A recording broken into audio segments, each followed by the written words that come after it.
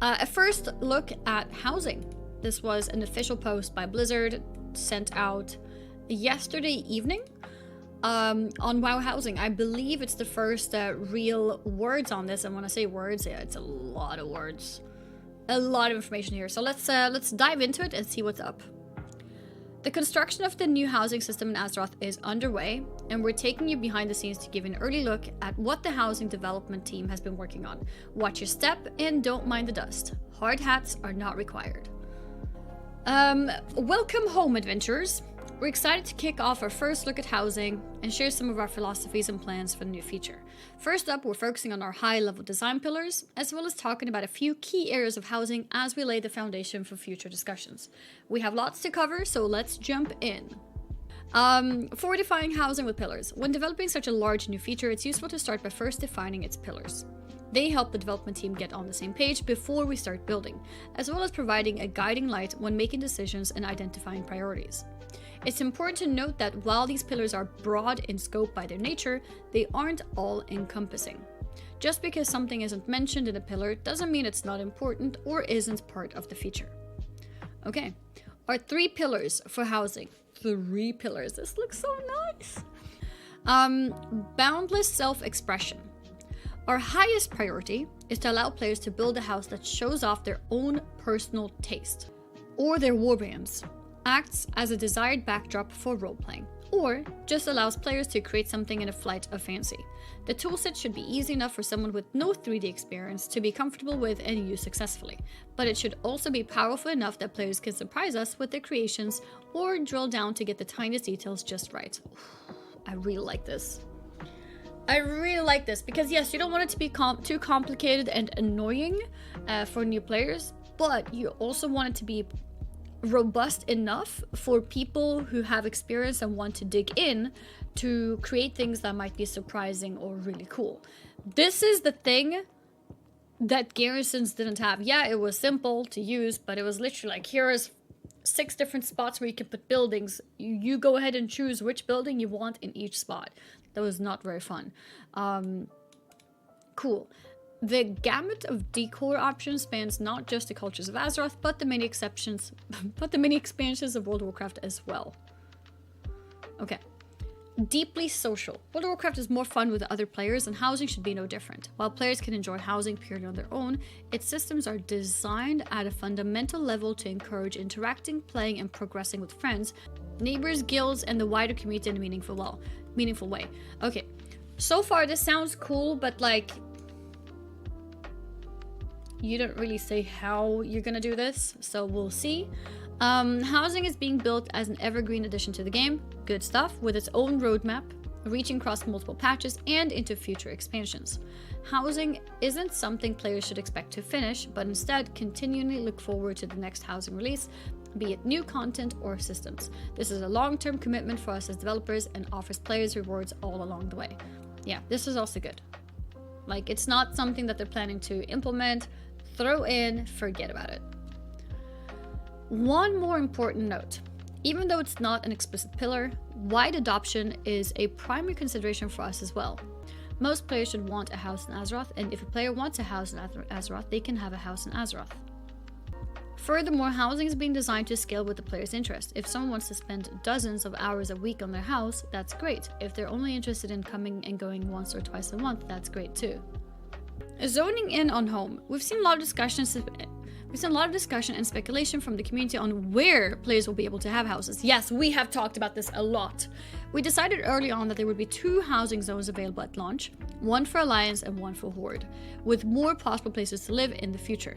Honestly, I think that's fair. Just make like 2 of them, one there, keep it simple, start easy. The Alliance zone takes inspiration from Elwyn Forest, with touches of Westfall and Duskwood. And the Horde is inspired by Durotar, its coastline, and the Shara. There are 2 main reasons for this decision. I agree with this. It's the starter zones. I think this is perfect. Having many housing zones conflict with the second pillar of designing a feature that is deeply social. In a world where players can live in many different zones, they become increasingly spread out, and even with aggressive sharding, the chance of seeing each other players, much less interacting with them, drops quickly. Putting it bluntly, zones are a lot of work. Would much rather do a great job with a small number of zones than do a passable job on a large number. I agree with this, honestly. Or come up with the solutions that take the player out of the world into their own personal instance of a zone. Yeah, this is what New World does. And Elder Scrolls Online, and I think a lot of other games too. I think it's good to do it this way. We chose these as our starting points because of how iconic they are for their respective factions and how much they feel like home to so many players already.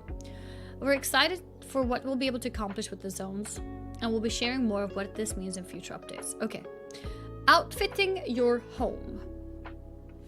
Similarly, there have been discussions in the community on whether housing will be pay to play / win or not. Oh, like if you can buy a house or not, along with other conversations around real world money. Oh, we've been very aligned in our internal conversations that housing is designed to be primarily player first and not revenue first. Housing will offer hundreds and hundreds of decorations and house customizations via in-game rewards, but will also offer a small number of items in the cash shop as well. Oh, they're adding things to the shop as well. This is comparable to how transmogs and pets are currently handled in-game versus the shop. Okay, I mean, okay. To be honest, transmog, I think pets too, I would say 98% of them are in-game. There's not that many transmogs on the shop. There's a decent number of pets, to be fair, but it's been like a collection over like years, right? It's not that many. So in terms of how much, it's not a big deal. The issue that I could maybe see at some point is if they make the things in the store look really cool and like the in-game one's not so cool. But in general, I think it's probably going to be fine in terms of how much money is going to be possible to spend. I don't think it's going to be a lot. We want to allow players to have as many options as possible for creating the perfect home in Azeroth. Okay. A home for everyone. As a part of our focus on wide adoption, we wanted to ensure the housing is available to everyone. If you want a house, you can have a house. No exorbitant requirements or high purchase costs. No lotteries. Oh, they specified! No way! And no onerous upkeep. If your subscription lapses, don't worry, your house doesn't get repossessed. What? That's crazy shade. Oh my god. Okay.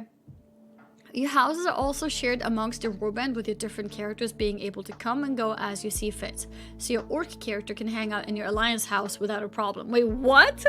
Wait, that's crazy though. Cross-faction too?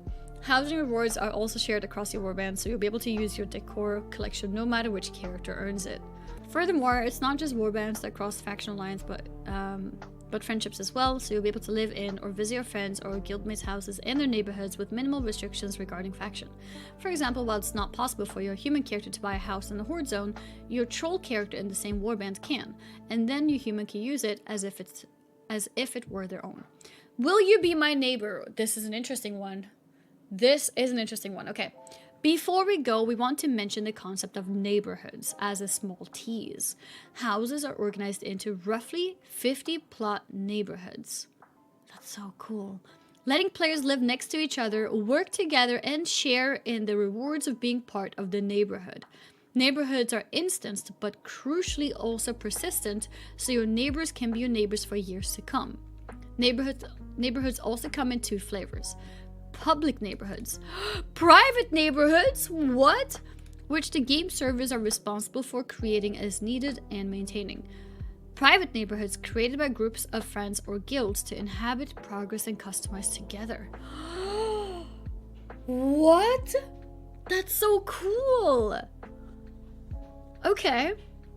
So while an individual player can have a house, a community can have a neighborhood. Yeah, if they do what they've been saying here. Oh wait, this is the ending. Okay, this is just an initial look at the blueprint we've been working on for housing. There's a lot more ground to cover and details to get into, and we look forward to your thoughts and feedback as we share more articles in the future. This is actually so good. That's crazy.